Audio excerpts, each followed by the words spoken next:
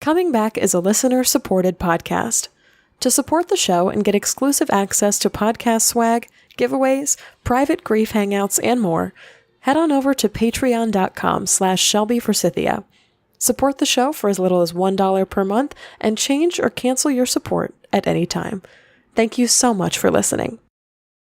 Grief Growers, I am also setting sail on the 2019 Bereavement Cruise. To join me and a boatload of other grieving hearts as we travel to Haiti, Jamaica, and Mexico, go to www.comingbackcruise.com, where you can sign up to receive more information on the cruise's sail dates, grief presenters, and onboard activities. I'll see you on the open seas.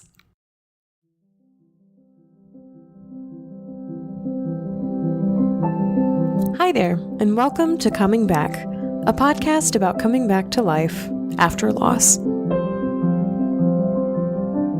On today's show, I'm talking to Robin Chodak, who lost her husband to suicide in 2005 and landed in the tangled web of myths and misinformation about life after a loved one dies by suicide.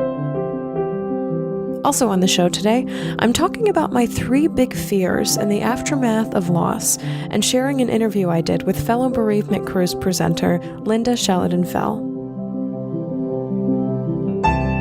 I'm Shelby Forsythia, an intuitive grief guide who speaks, writes, and teaches powerful truths on grief and loss.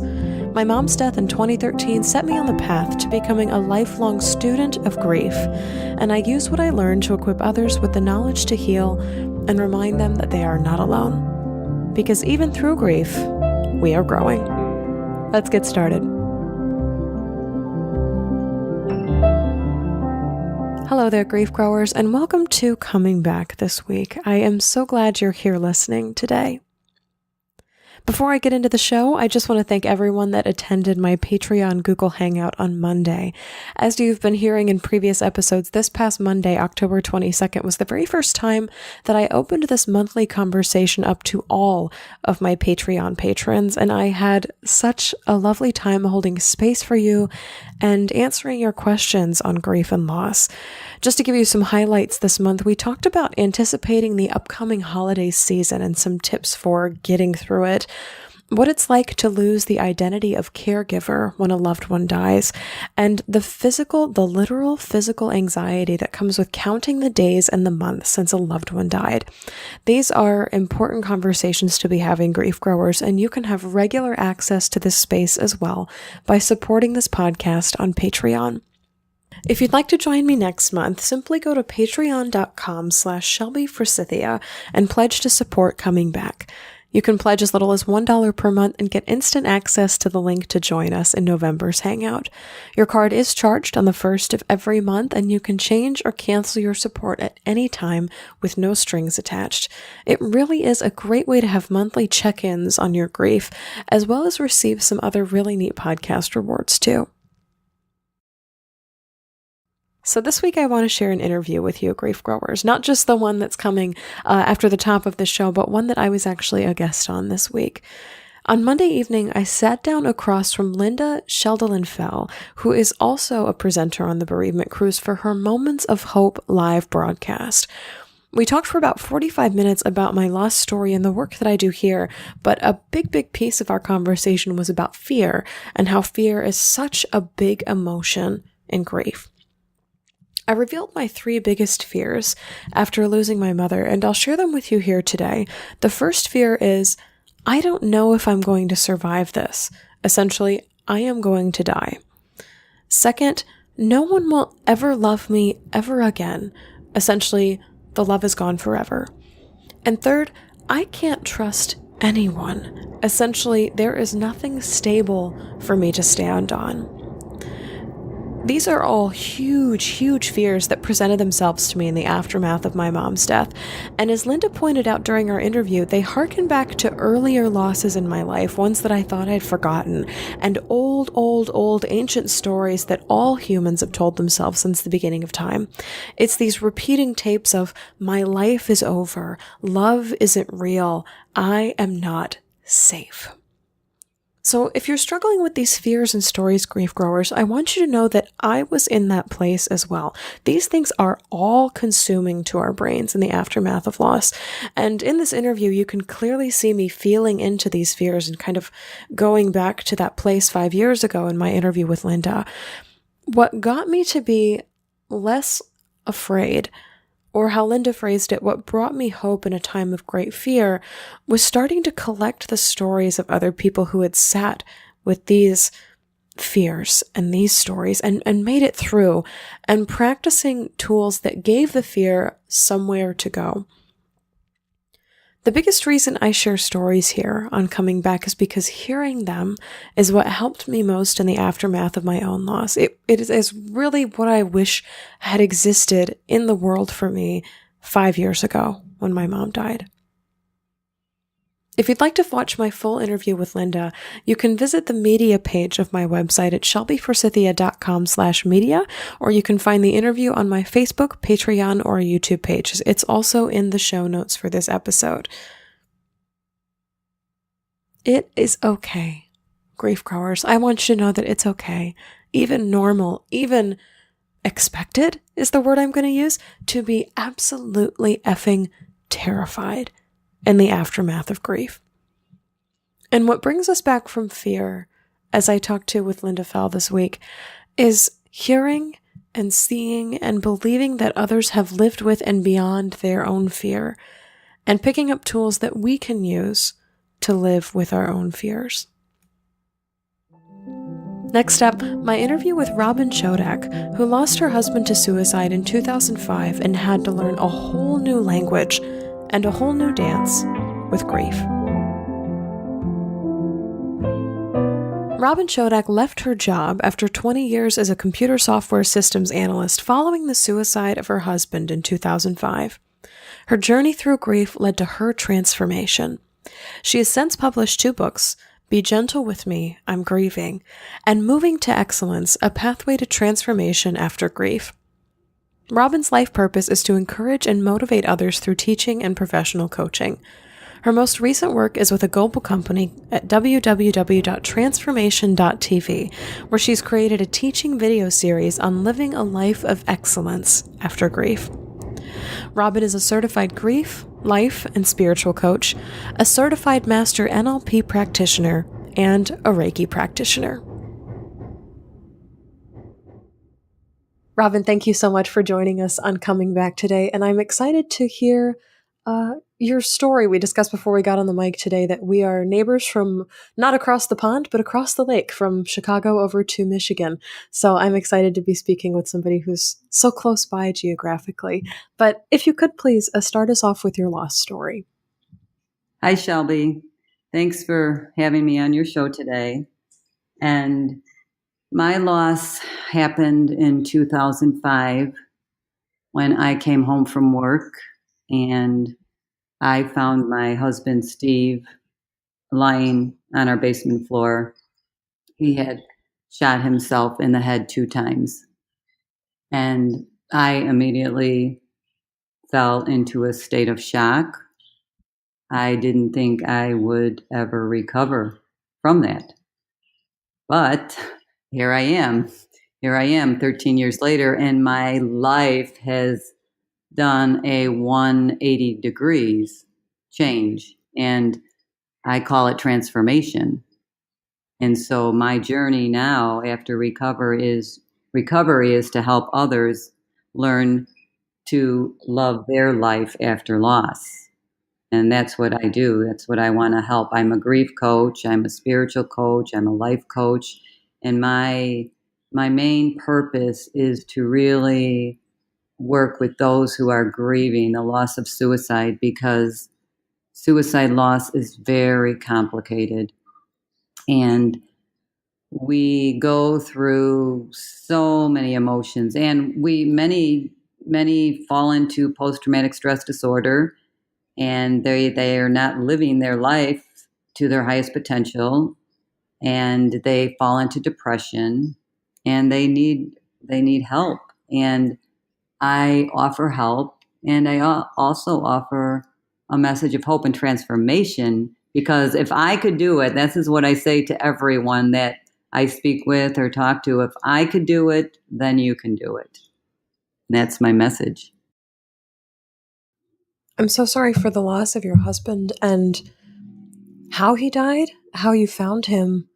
And I'm wondering, as you say, I mean, suicide, I definitely acknowledge is different from other losses. Can you speak more on how suicide affected you and maybe affects the communities that you serve differently than other losses that we'll experience in our lifetimes?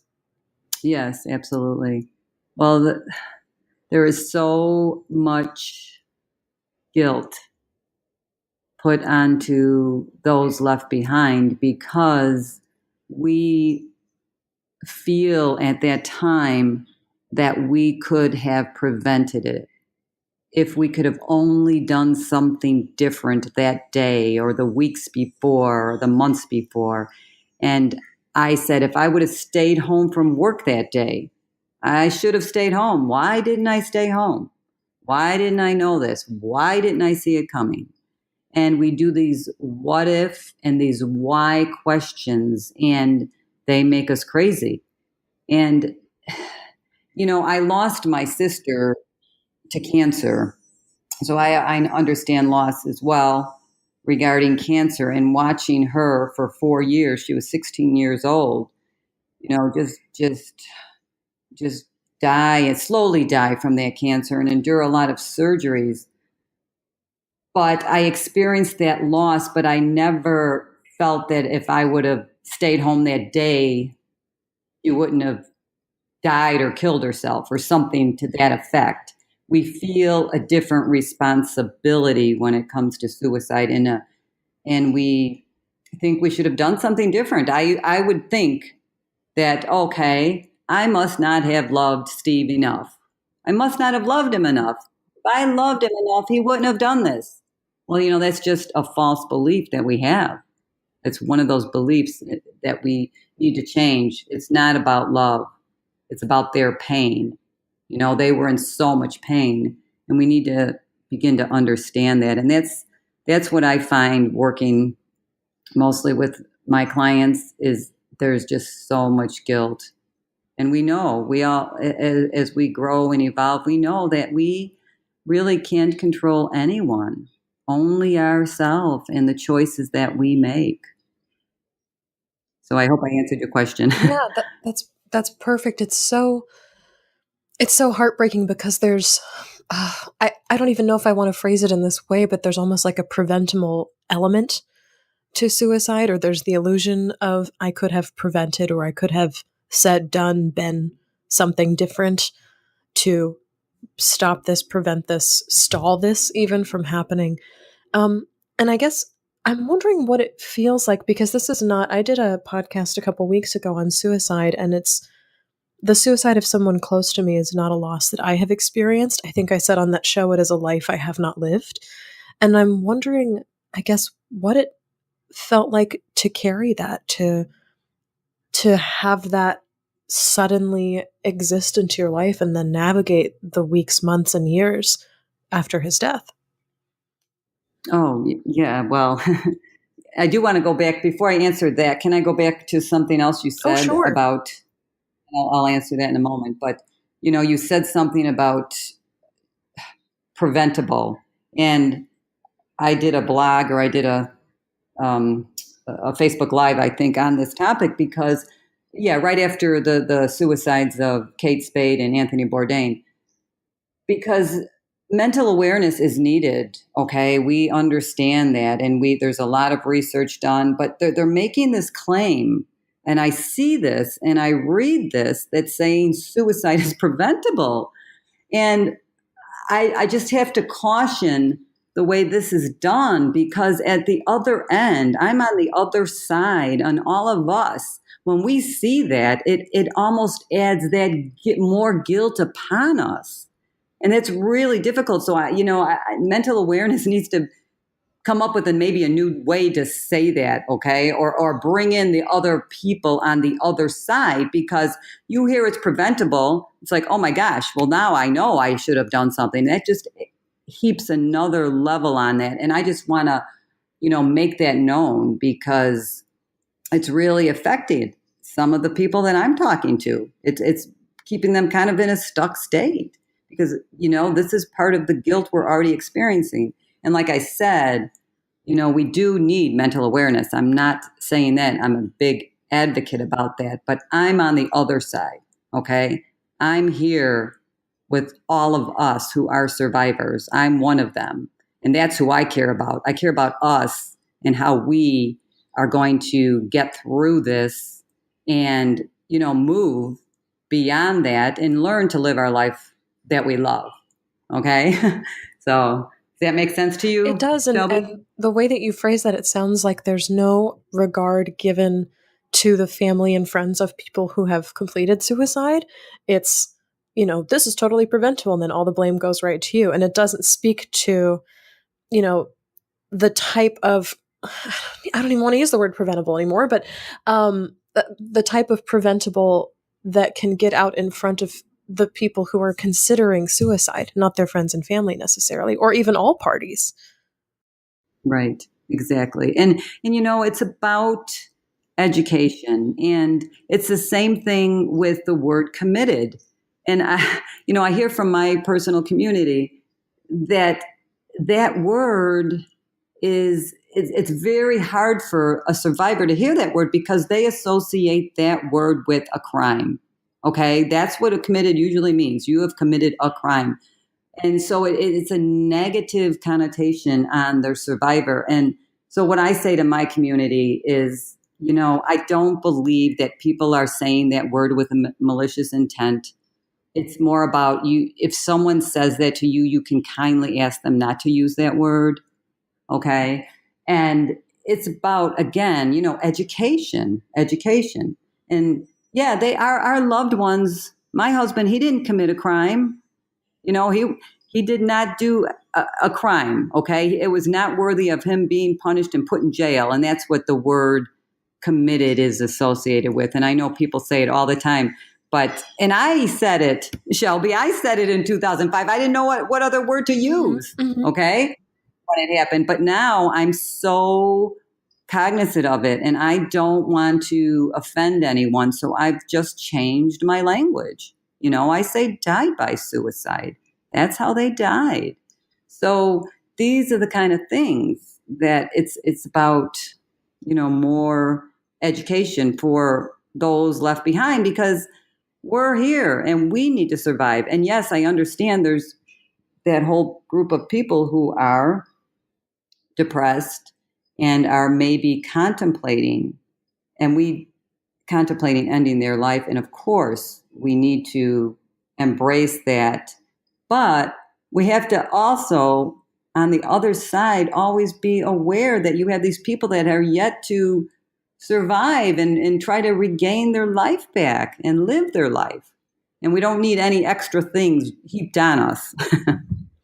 Yeah. So, Yeah. So yeah, I'm I'm hearing you loud and clear, and it sounds like hmm uh, different from other losses. Society already has enough to say about grief in general, but especially when it comes to suicide, it's like here's what we already have to say about grief, plus a side of this and an extra of this and blah, and hold this too, and take on. It feels like so much more. mhm. Yeah, it does. It does. I mean, I can say that personally because of my own experience. And like I said, I've had other losses as well.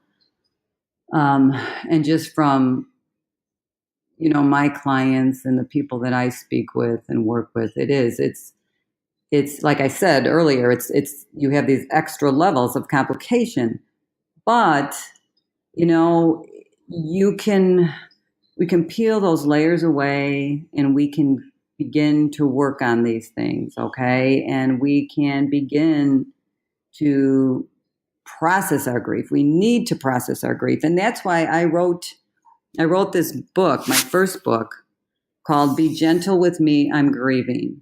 And the reason I wrote that is I wanted people to understand when someone has lost someone to suicide, we need to be gentle with them.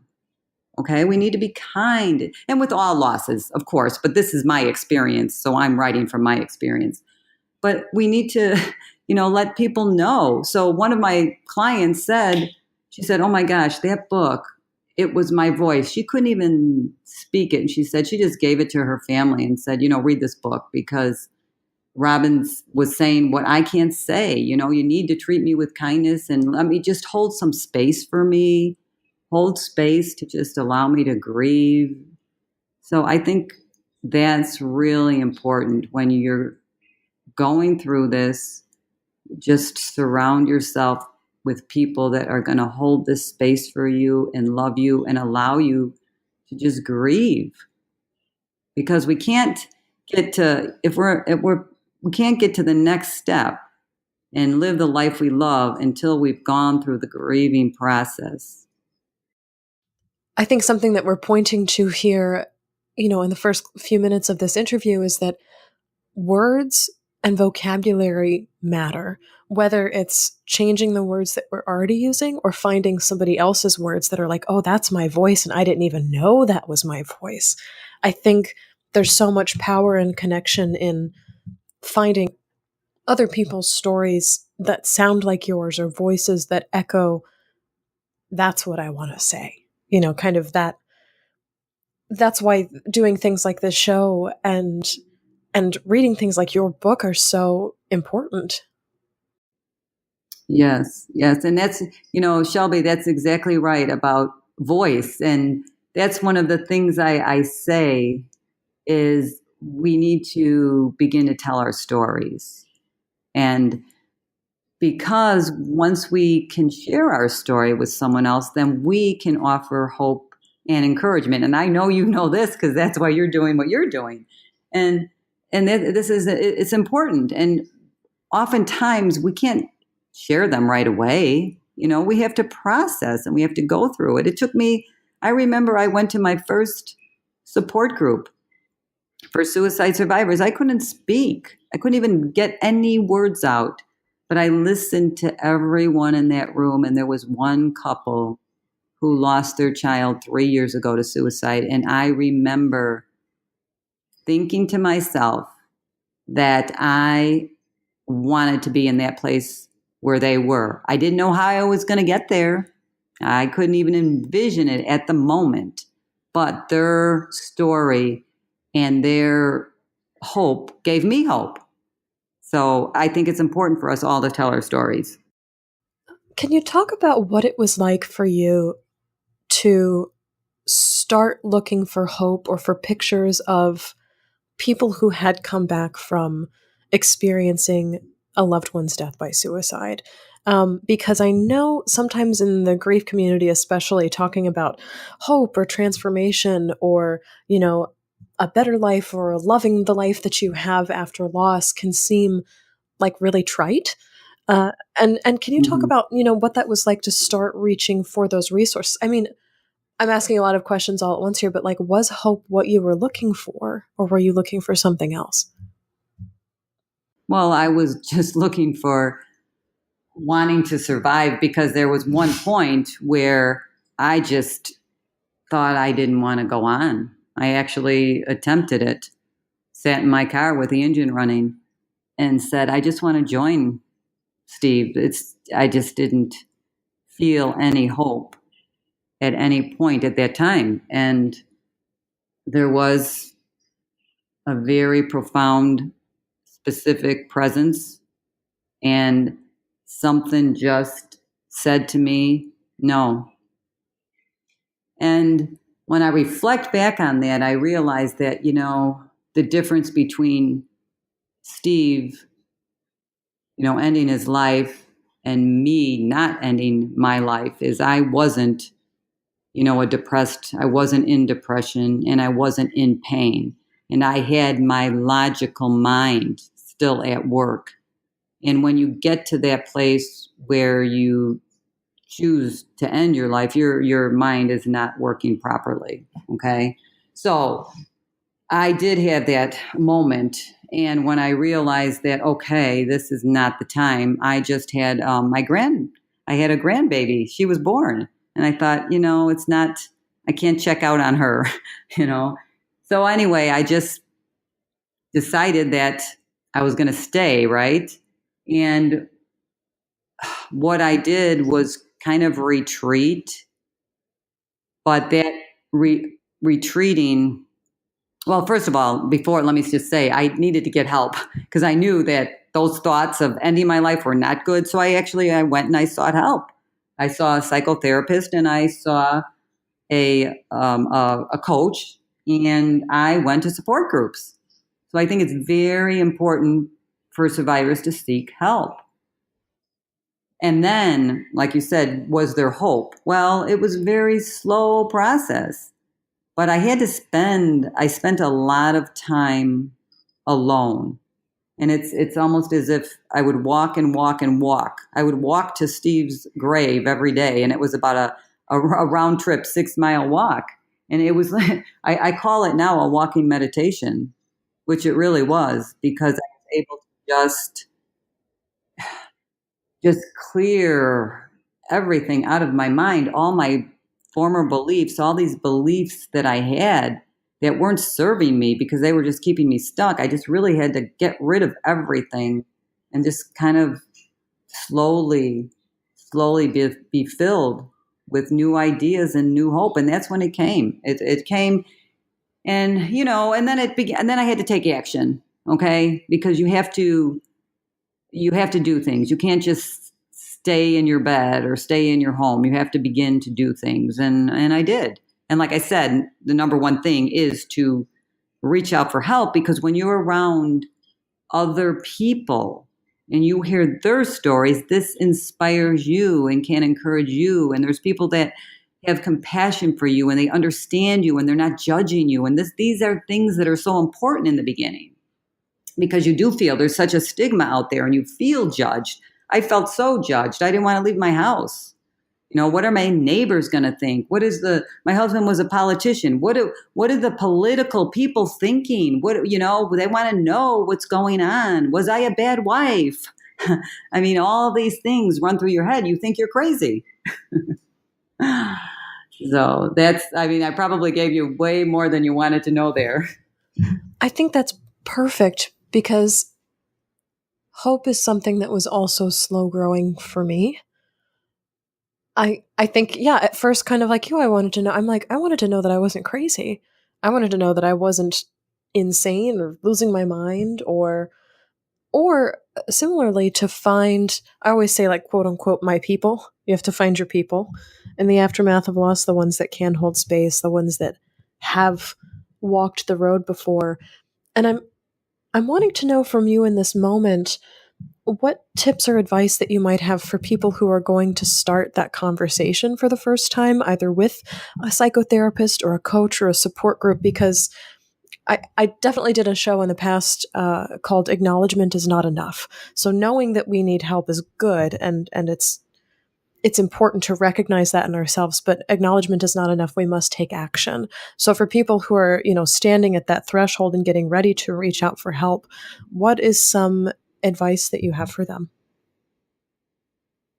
Well, I would ask them, if they were going to come work with me, or, I always start with, what are they thinking right now? Because we have to really get down to our thinking and our thoughts, because our thoughts are what is causing us to feel the way we are feeling. I'm an NLP practitioner as well, and a Reiki practitioner. So I understand it's important to get to the mind and body connection.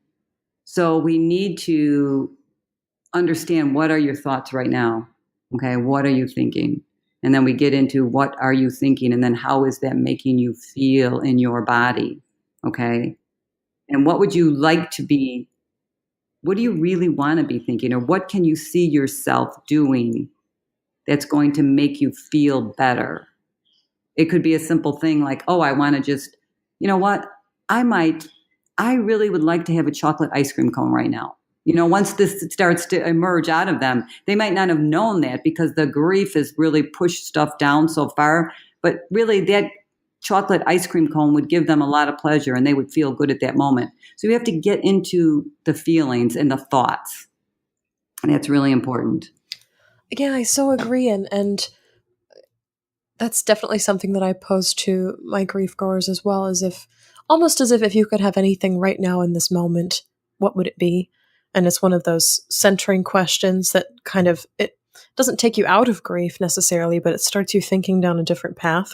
And you're like, okay, so if this went exactly how I wanted to go, or if these are my thoughts now, and what do I want to be thinking in the future? What are the dots that we connect so we can get there? Yeah. Um, Does anybody wanted a chocolate ice cream cone? Any of your listeners? I don't know. I know for me personally, in my story, it was to be held. Mm. Mm-hmm. Especially because my loss was my mom, and having that maternal kind of arms wrapping around feeling was, suddenly vanished off the face of the earth. And so it was interesting because what I finally found was a space to be energetically held by my aunt, who's also an intuitive, one of my mom's sisters, but to also start giving and receiving like physical embraces more freely. And it's just something that didn't occur to me before, but I'm like, what do I really want? And I'm like, I want to be held. And so to hug people, to stand beside people, to touch their shoulders, and then to be energetically held in spaces like meditation or Reiki or things like that were supremely helpful. But I didn't know that that's what I wanted until somebody asked me that question. And that was pretty much the pivotal moment in my loss, is when God or the universe or whoever, looked at me and said, I wish you would just let me hold you. And I was like, oh, that's exactly what I want. I had no idea. Well, that's beautiful that you were able to, receive that and really connect with that too. I mean, that's really the first step. I mean, understanding that that's really what you desired. And I'm so sorry for your loss, Shelby. Yeah, thank you for saying that. And it comes through in different ways, which I think is probably true for you and your community as well. I'm wondering what what stereotypes about suicide do you work maybe the most hard to dispel or erase or correct? Well, like I said, the stereotypes, there still is that stigma. And there is a religious stigma. And I actually had to, really rethink all my religious beliefs because my husband and I, we were deacons in our church, and and the church that I was going to, there were many that believed that because Steve died by suicide, that he wasn't going to make it to that place up there that people call heaven. And instead, he was going to make it to that place called hell. And boy, that really caused me to change my thinking because I thought, how could this supreme entity, God, which I use that word God, and call creator of the universe or whatever you choose, but the supreme entity, like, put this person, my husband Steve, who was the most loving, giving man I had ever known, burn in hell for eternity. I just couldn't resonate with that. So that's that's a difficult place for many, many people. It is. There's a wrestling with religion that happens. Yes, yes, absolutely. And until, that was kind of one of those things that was keeping me stuck early on because I had to, like you said, I had to wrestle with that and I had to bet. And I'm like, who do I want to believe? Am I going to believe this system that was ingrained in me since I was a child? And now that this tragedy happened, it allowed me to begin to really examine all my beliefs. And I realized, you know what? that's a belief that's not serving me and where I want to go. Because if I continue to believe that, then I would still be stuck. And that's when I left the church. I pretty much left everything. I left church, I left politics, everything, because those were two organizations I was very, very involved in. And it was amazing because I didn't have to have all these imposed ideas in my head. And I just began to, remove those and allow new ideas to come into my head that moved me in the forward direction, not ideas that would keep me stuck. So does that make sense? You understand what I mean about that? It does, and it makes sense that these identities of being aligned with the church and aligned with politics would fall away as a result of everything that had happened. Mm-hmm. Mm-hmm. Um, I want to move now into the role as a presenter that you were playing on the Bereavement Cruise. And you mentioned this phrase earlier, and I noticed it came up in the description of your presentation on board as well, which is loving your life after loss. And I'm curious first as to how you got to love your life after loss, because living life after loss is one thing, surviving, staying alive, you know, uh, doing the day to day is one thing, but to fall in love with the life that you've created for yourself after loss is another. And then how are you transmitting that to other people on the Bereavement Cruise? Oh, yeah. So I'm very excited to be one of the presenters, and I know you're with us too, Shelby. So that's going to be great to meet you in person.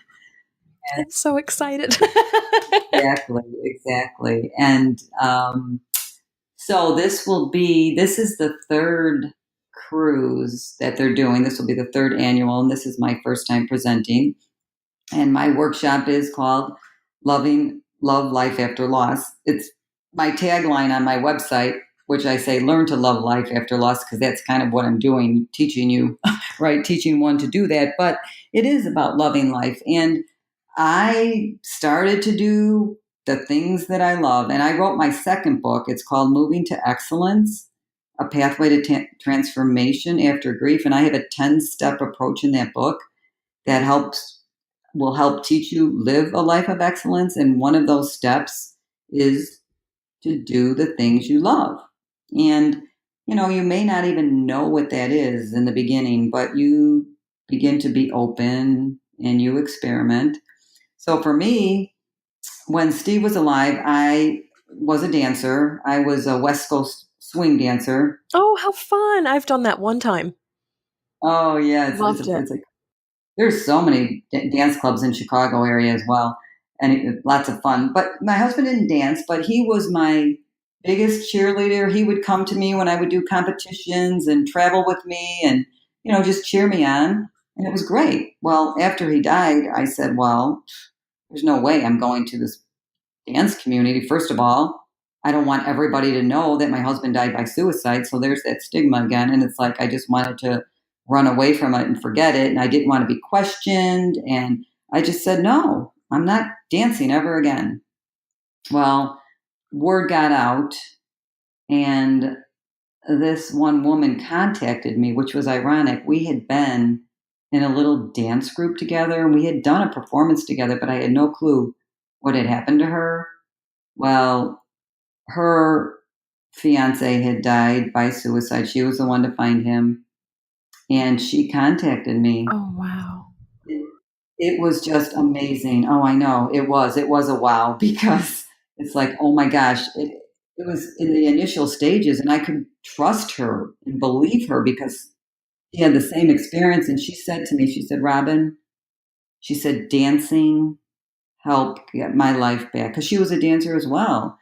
And I said, I can't dance. I can't go back to that community. I don't want anybody to know anything.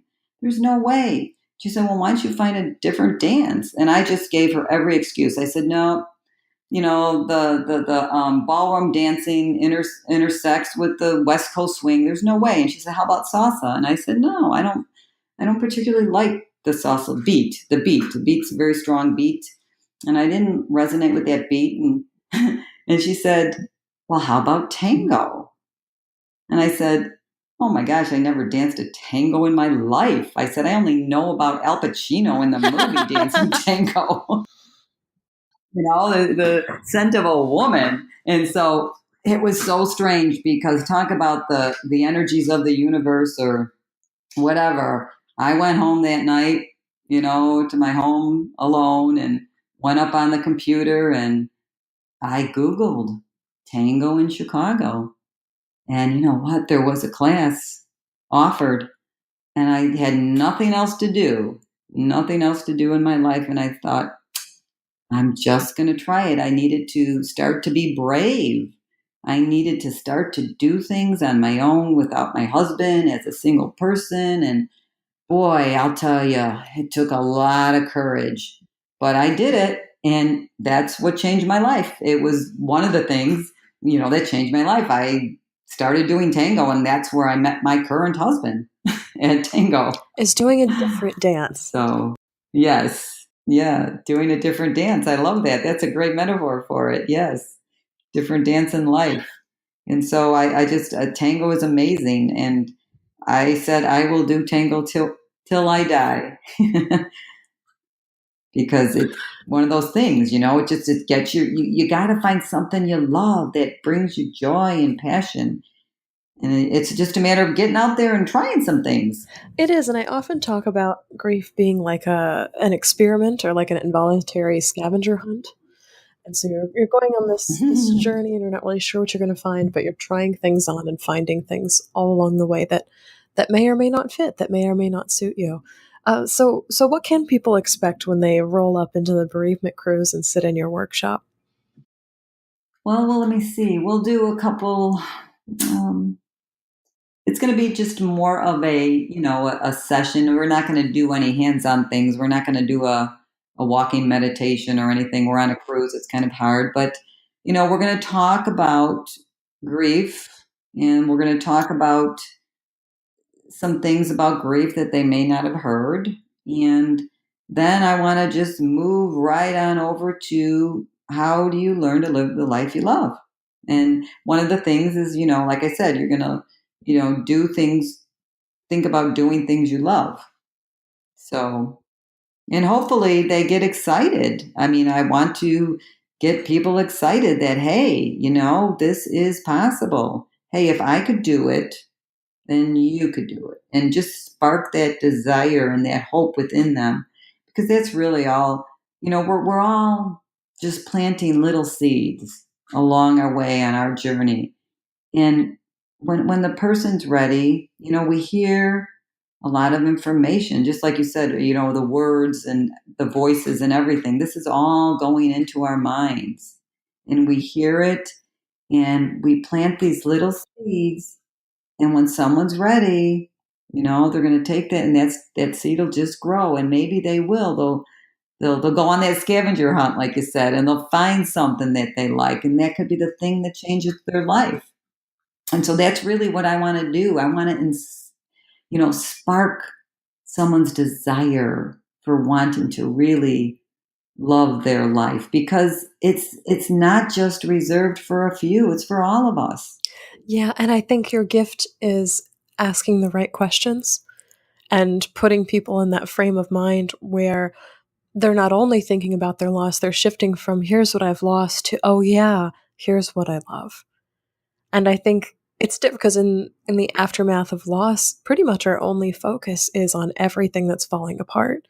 So to take that gaze and to kind of shift it, not a 180, but a gentle with me, I'm grieving shift, to what do you still love?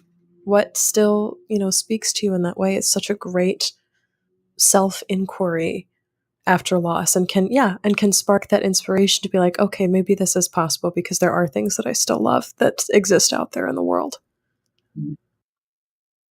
Right, right. And as we go, and for me, that was perfect the way you described it, because I already loved the dance.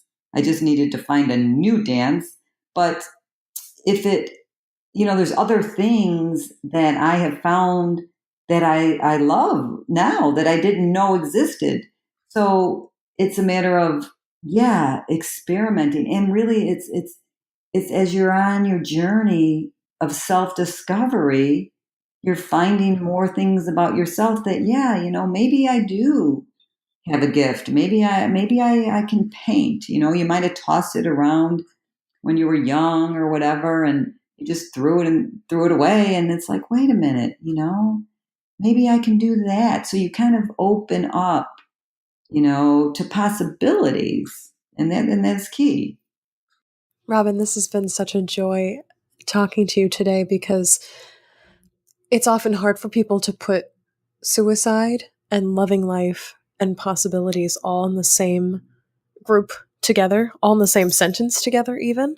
So I'm wondering, before we get off the air for the day, where online people can find you, where they can find you in person, where they can find your books as well, if they'd like to get in touch and become a part of your community.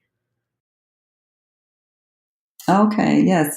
Well, it's easy. My website is www.robinchodak. It's my name, all one word, Robin, ROBINCHODAK, robinchodak.com. You can find me there. And pretty much everything is on my website. I do have a YouTube channel. I have a Facebook support page for suicide survivors, and that is called it is called it's called Recover Now from Loss.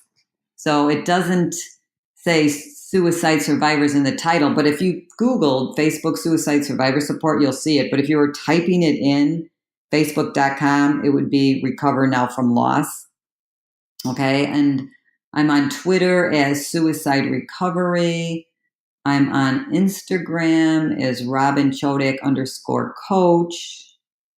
And I'm actually also, about a couple months ago, I started working for this company, Shelby.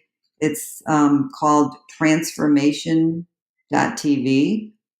And I love working with them because their message is about basically helping everyone get a better life.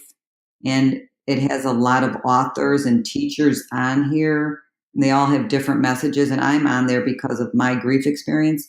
But I do a bi-monthly interview. So I'm the interview host. And I get to interview all these amazing teachers, kind of like what you get to do. It's awesome, right? When you get to talk with people.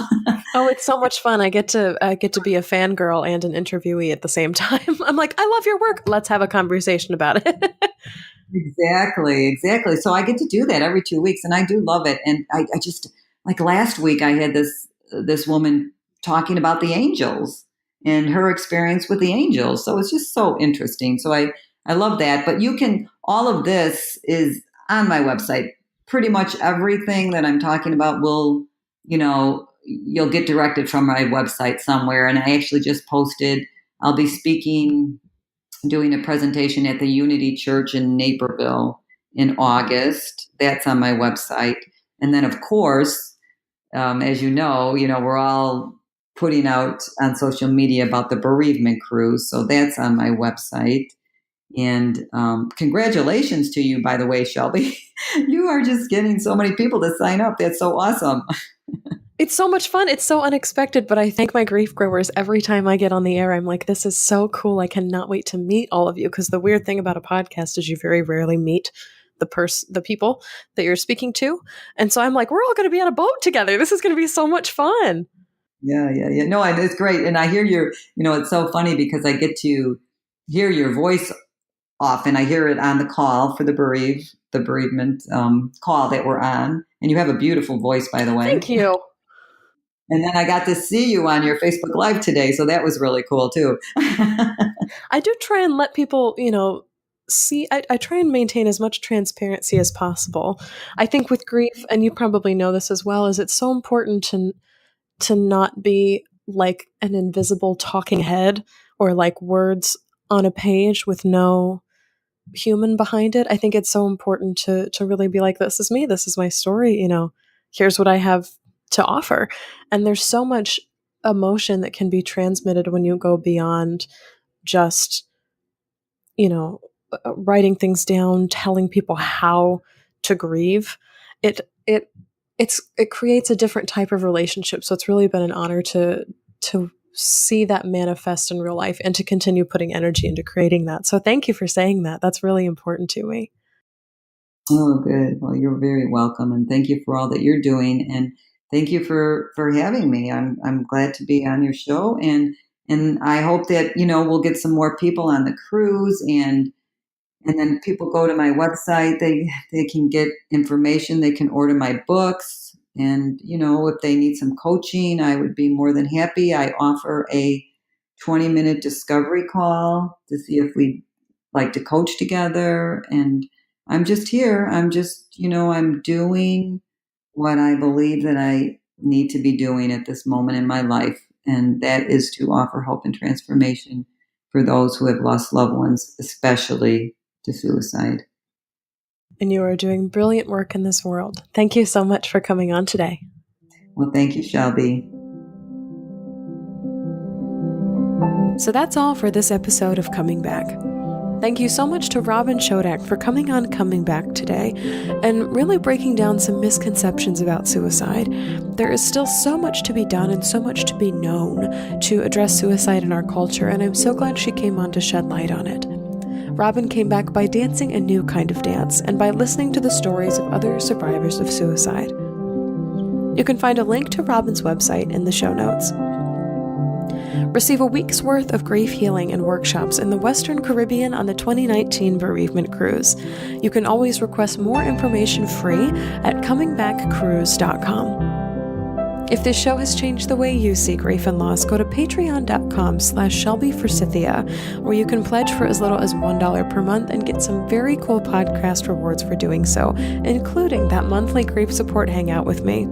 Thank you to Denise, who became a new patron this past Monday and joined me live for my monthly hangout. It was so good to meet you. If you liked what you heard today, you can also support the show by subscribing on Apple Podcasts, Spotify, Google Podcasts, and by telling a friend about Coming Back, because you never know what someone you love is going through. Thank you to Mr. Addy Goldstein, who composed our theme music. You can find me on Facebook at Shelby Forsythia Intuitive Grief Guide, Instagram at Grief Guide Shelby Forsythia, or simply shelbyforsythia.com. If you'd like to leave a question or comment for a future show, leave a voicemail or text 312-725-3043 or email me at shelby@shelbyforsythia.com. As always, my dear grief growers, it was beautiful sharing this space and time with you today. I see you. I am proud of you and the work that you're doing in the world. And I love you. Because even through grief, we are growing.